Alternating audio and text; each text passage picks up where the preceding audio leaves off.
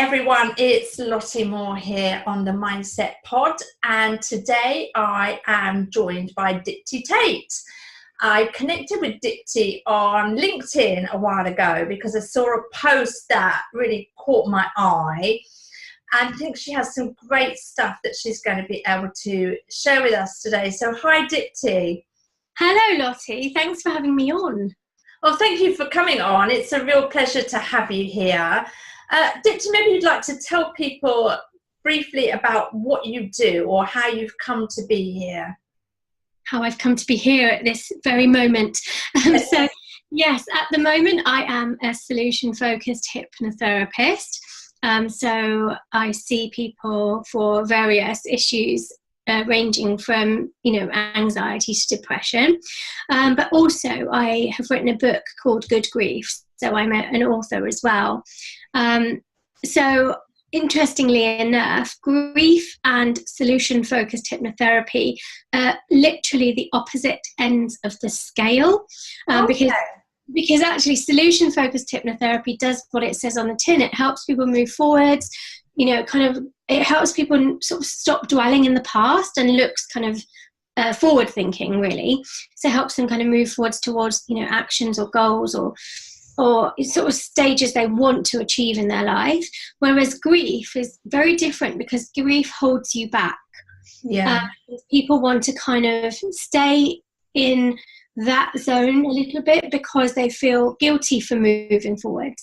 So I've kind of found my own flow with the two models because grief was something I had a lot of experience with in my life because I lost both my parents to cancer.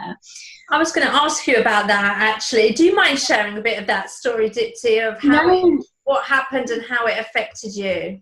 Not at all. So I lost my dad, first of all, when I was in my kind of early 20s. And at that stage in my life, I was kind of, I was working in TV, I was in London, partying, and that's what you do when you're in your early 20s. Yeah. I kind of didn't have any ideas about personal development or spiritual development because that really was not in my radar at all. I was just interested in the biggest and the best party I was going to next, that was kind of my world. So my dad, I'm an only child, and my dad and my mum obviously had just me to spotlight their attention on too. Yeah. And my dad was very, very amazing as a person, but he had very definite ideas on who I should be and how I should be, put it that way. Yeah. And being of an Indian background, even though I'm British and born in this country, my parents were first generation, so they've come over from in Africa, and so they had very kind of different ideas, I guess, of what we should be like, Yeah. So that in itself caused quite a lot of interesting discussions between myself and them. So when my father passed away, because he was kind of he had a lot of control over what I did, what I saw, so I felt like I was very held by him. And then when he literally, it was a bit like he literally just died because he was diagnosed with leukemia in the May, and in the September he died. So it was really, really tiny amount of time to adjust to that. And so it felt like my whole world had literally fallen apart. I had no guidance. I was literally crushed. It's not something you expect in your 20s, is it? You feel that you're invincible, your family are invincible. So it's been a huge shock. It was a completely alien feeling, first of all. Bless her, my mum, she was very dependent on my dad. So even things like she didn't know how to even put a card in the cash machine and take cash out, So in the end, what happened was I sort of had to then become her parent in a really weird way. Yeah. And I wasn't really ready for that either. So tables turned very quickly for me. And I just found that I was a bit like, I don't really know who I am anymore or what I am, what I'm doing, what I'm supposed to be doing. Yeah. So it was a really kind of weird shift. And I felt what happened was that I had to just find some resources within me and dig really, really deeply, where a 20-year-old or 24 at the time, a 24-year-old wouldn't normally be asked to be digging that deep. Absolutely. As you say, it's the time for going out partying. Yeah, my daughter's just at the end of her teens, so similar kind of age. All they're really worried about is, you know, where they're going to be having their prees and, you know, what's on the cinema. And yeah, absolutely. Yeah, so I felt my world literally changed at that moment, really. And then I went off and had my own children, and then of course becoming a mother myself taught me its own various lessons that it does. What children do you have? What, if you don't mind asking? So now they're teenagers actually, but I have 2 boys, Christian and Jacob. Nice. And they're now 17 and nearly 16. So we're very close together, nearly a year apart, just over a year apart. So that they took over my world. So I left. Sure. Really did. I left TV instantly because I couldn't cope with 2 24-hour industries at one go. But you're still on TV, right? I'm sure you're still featured on TV. Yeah, and at that time I was working at the BBC in the background, so I was working behind the scenes in TV. And so I kind of understand how TV's made, and so that was where I, originally started my career. But then when I had the boys, I left the TV world and to become a full-time mother. Yeah. And then I just discovered this, because I had a bit more time and space for myself. I kind of started to go down the, I suppose, personal development road. Where I was just literally consuming everything. And at that time, YouTube wasn't massive. There wasn't podcasts. There wasn't internet going on like we've got now. So I did a lot of reading, really, and a lot of seminars and workshops. And I became a bit of a spiritual junkie, I guess. Sure. And was there any particular book or anything like that was particularly impactful for you at that time, or did you literally just? Yeah, interestingly enough, the first book that I found was Louise Hay, You Can Heal Your Mind. Brilliant. Yeah. And I just found that absolutely fascinating as a concept, Yeah. And I hadn't even, my family are real medics, they're all doctors and surgeons and all up the medical end. Right. So I'm the alternative black sheep in my family. What is that feeling? I think they all look at me with like a bemused and amused expression lots of the time. And my parents also, my mum eventually passed away from cancer as well, but because I kind of was in that medical world with their, illnesses. Yeah. I think I just saw a different way of doing things, but I didn't feel like I had anyone to talk about that with, because my family was so conventional. Yeah. And in that way of thinking, I mean. So I kind of had all these ideas and thoughts that were just kind of in my own head. So yeah, I just kind of carried on like that for a little while, I think. And then when it felt right, I retrained as a therapist. And I think because all of that time as being a mum in the background, my brain was kind of emerging. It was doing something. It was, I don't know, researching, and I don't really know what it was doing, but it was coming up with some kind of formula that worked for me. Yeah. And then I found hypnotherapy, and that's when my mum passed away, actually. So in 2011, she also passed away very quickly. From being diagnosed to her deathbed was literally a few weeks as well. Oh, Dipti, gosh.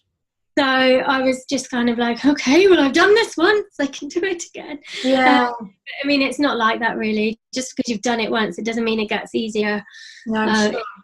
But what the interesting thing was that I noticed that because I was training as a hypnotherapist at that time, my grief was definitely significantly easier than it was the first time. Yeah.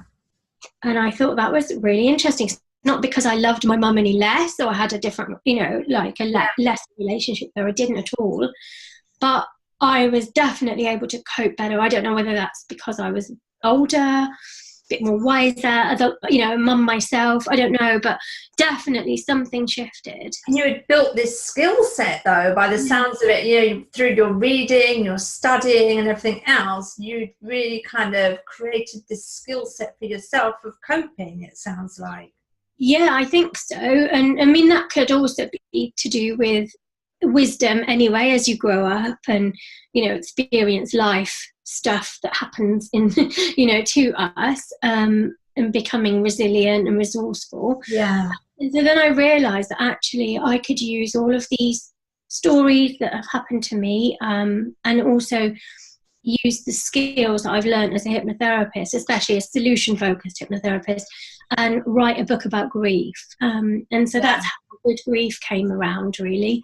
It was my ideas of how I was coping. So it's kind of more, I wrote it more for me than anyone else at the beginning, because it was a diary. It was actually 7 diaries that I was writing in. Oh, wow. So what I was noticing was grief is very, very emotional. It's basically emotional overwhelm that is hard to describe or quantify. So I felt that if I could divide my grief into the emotion I was feeling, so for example, sadness or loneliness or guilt, then I can outpour that feeling into that diary. So then I had these 7 diaries. One was called, anxiety. One was called loneliness. One was called guilt or sadness. So I had 7 of them, fear. And every time I felt that particular emotion, I'd literally write it out of my head. So in the end, I had these 7, encyclopedias of kind of nonsense, really, because it wasn't like any of it made sense. You couldn't. It was just stream of consciousness, but it was a way of me outpouring.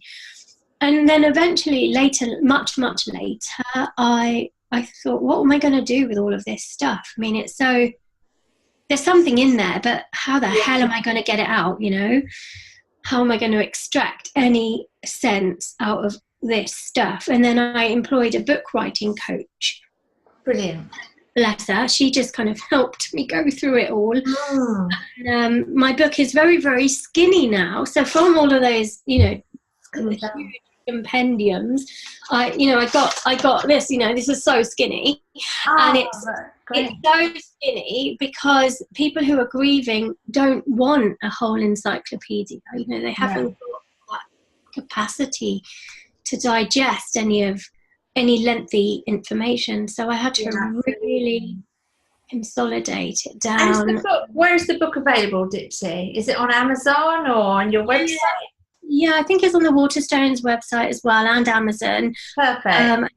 On my website. If you go to my website, you can actually get a signed copy of it. Brilliant. So what we do for anybody that's watching on the Mindset Podcast website, rather than through the podcast channels or YouTube, if you're directly on mindset-podcast.com, we'll put a link in the post for where people can access the book on your website, and then they can pop over and get a signed copy. I might be over there in a minute myself, I think. I'll just send you a signed copy. I'll just send you a signed copy. Oh, bless you. That's so kind. But it sounds like a great resource, actually. I'm thinking of my sister's husband passed away about 2 years ago. She has 2 boys under 8, actually. So I might get a copy for her. Yeah, I mean, it's so sad. But some people you can tell, can't you? Some people just get locked into that state. Yeah. And of course I think we need to grieve, because it's so important. And the only way through grief is to grieve. Yeah. And the only way to grieve is through grief. I mean, there's no avoiding it. It will come and bite you if, you don't face it, Yeah. I think today's society, we're very kind of adverse to that grief, aren't we? We're not encouraged to really mourn in the way that our parents, our grandparents were. It's become quite a clinical process. Yeah. And then it sticks, doesn't it? And people don't come out of that loop. No, and also culturally as well, like if you think about the Eastern cultures, they have they'd have wailing ceremonies and things. Yeah. People who haven't even known the person that's died, but they just come along and like rent a wailer, basically. Yeah. That's just kind of like helping you kind of connect to that part of you that is wanting to wail, but feels that society is like suppressing a wail. Yeah, it's just that. The idea really, but obviously in the society that we live in, we also can't be randomly wailing at work in the middle of the office, so we've got to figure it out really and find appropriate ways to outlet that and express it. So that's kind of what was happening to me, I guess, when I first found that I discovered it might be grief. Actually, I felt like that was a massive relief anyway, because then I was like, oh, I'm not going mad. There's a word for this. That's good, Yeah. So grief is something that in the same way as pain or discomfort, we shy away from any of that because it doesn't feel good, Yeah. But what I'm all about now, I'm not a masochist, by the way, but what I'm all about now is kind of going, right, okay, let's look at discomfort, let's look at pain, let's look at grief, and how can we find some way of comforting ourselves within that, not sort of suppress it or shy away from it or abandon it, but let's kind of get into it, really. Yeah. So is that what you do with your hypnotherapy work now, Dipti? Yeah, so I mean, clearly everybody who comes to me as a client is coming because they've got some kind of discomfort going on, whether it's mentally or, whether they're experiencing issues in their relationship or whatever it is, there is discomfort, disharmony, imbalance.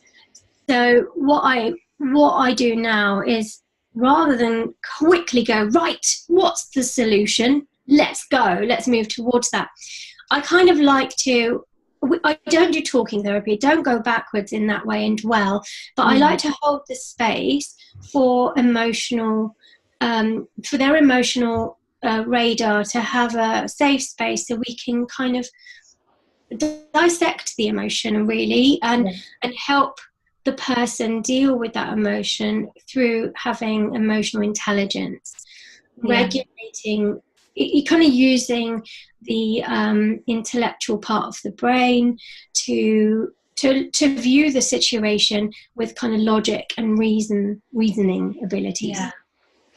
Now, for anyone that might be listening or watching that's not really aware of what hypnotherapy is even, I know we're all about mindset here, but we attract all different people. So, some people must have that picture of hypnotherapy of somebody standing up on stage, waving a watch. Could you just give us a brief overview of what hypnotherapy actually involves? If somebody got in touch with you, seen this podcast, and this is something I need to know more about, I need to do, what would be involved, Dipti? Well, obviously hypnosis is, part of that stage stuff, that entertainment value. Hypnosis has been around for years and years and years. And, we see it really in that entertainment kind of remit, don't we, where it is kind of stage performances and, similar to magicians and stuff. Yeah. That is hypnosis. So we use hypnosis, but in the form of therapy. So we're kind of still using the same strategies, but from a therapeutic perspective. So when people come in to see me, they don't say, you know what, Dipti, I really would like you to stick my hand to my head. You know, that they won't come and say that. I'd be a bit like, so I could be a penguin for the afternoon. Exactly. People don't usually come in with those types of requests, funny enough. So they come in with requests that are going to be meaningful and you know, useful for them and their own, you know, lives and mental health and state of mind and that kind of thing. And so we're still using the same hypnosis techniques, but for the therapy, if that makes sense. Yeah.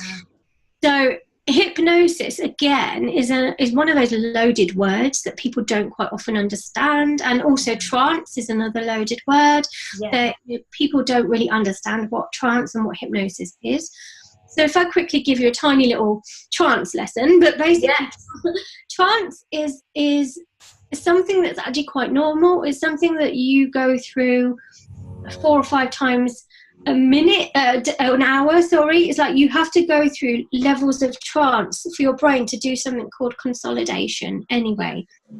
So there are different varying degrees of trance. So you can be in a really kind of heavy trance state, which is kind of where you are aware of but not really aware. It's that half in, half out kind of state of mind.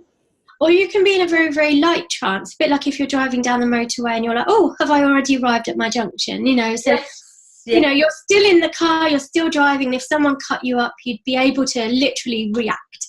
But you've kind of gone into that autopilot state. Yeah. That's just a trance. So we go through, every human being who has a brain goes through trance. So it's just to kind of demystify the word, really. So what the brain is doing when it's in trance is that it's actually sorting things out in the background. So your emotional mind, imagine your emotional mind is like a little memory stick, and it keeps kind of running out of space. And then your intellectual mind is like the Google server. So there's loads and loads of space there. So what the trance state is doing is literally taking files out of the little memory stick and moving them over to Google server. So you're clearing out the memory stick and the emotional mind. So it's literally taking out stuff, we call it the stress bucket. So it's converting the things that are in the stress bucket into, rather than a stressful and emotional memory, it's converting them into a narrative memory. So it's kind of freeing up space in the brain, really, and making the brain a little bit more efficient. That's what the trance does. And we go through trance even at night when we go into a REM sleep. The REM sleep is basically where your bucket is being emptied in your head. So that's all that trance is. And hypnosis is part of that whole state. And the way to get into it is through deep, deep relaxation. So hypnosis is basically a very deep, relaxed state. You know, it's nothing more. No weirdness is going on there, really. That's a brilliant explanation, actually. Really good, really easy to understand. So if somebody is listening or watching right now, Dipti, who is experiencing grief or maybe has had a loss but hasn't allowed themselves to experience the grief for whatever reason, what one key bit of advice could you give them right now? What one thing, one takeaway could you give them that might be helpful? I think to just acknowledge that it's okay not to be okay. And, you know, once you kind of acknowledge that it's okay not to be okay, and also understand that what you might be going through is grief. So think about this, any change or any loss, it doesn't have to be a death. Any significant change or any kind of loss in your life. Like, for example, when I left London to live in the Cotswolds, I am a Londoner, and I came to the Cotswolds to live, and I was just feeling lost and homesick and empty, lonely, even though I had a life and friends and I had new things to think about, new people to meet. I still had this kind of deep sense of homesickness. That's all I can describe it like. And once I realised I was grieving London, and people wouldn't never associate that with grief, but once I recognised it, I felt better because I knew I could label it with that, and then I suddenly started to go into acceptance of that grief, you know. So it's just remember what grief can be like.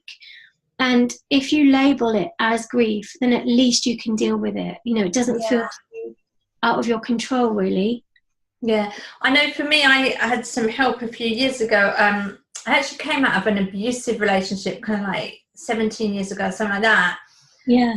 And the immediate response was, brilliant, I'm out of this. Yeah. It wasn't until a few years later I realised that I was also experiencing the grief of the loss. Wow, yeah. That although this person had been abusive, there were aspects of that personality that I had loved and the life that we built that I'd loved. Interesting. And so that was the grief for me as well. So I think it can creep in all different dimensions of life, can't it? Yeah. And that's really interesting, because that's something you really wouldn't expect to grieve over, something that's been, you know, maybe a negative influence in your life, because you'd think, no, I can't be grieving that because I don't want that anymore. Yes. You know, that's the idea, isn't it? People think, oh, you only grieve something that you've loved. But actually, that shows us we can love things that are not great for us too. Yeah, absolutely. Yeah, absolutely. Yeah. So winding up, Dipti, it's great to hear from you. I think this is going to be useful to so many people. We're going to share your social media links and stuff down here. What is the best way for people to get in touch with you? I've just got a new funky website, which I'm really proud about, and, you know, happy to share. That's actually just my name, so it's diptitait.com. Easy.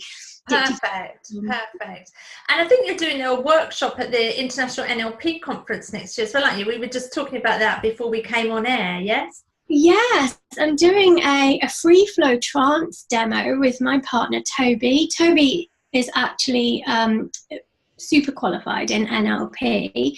Cool.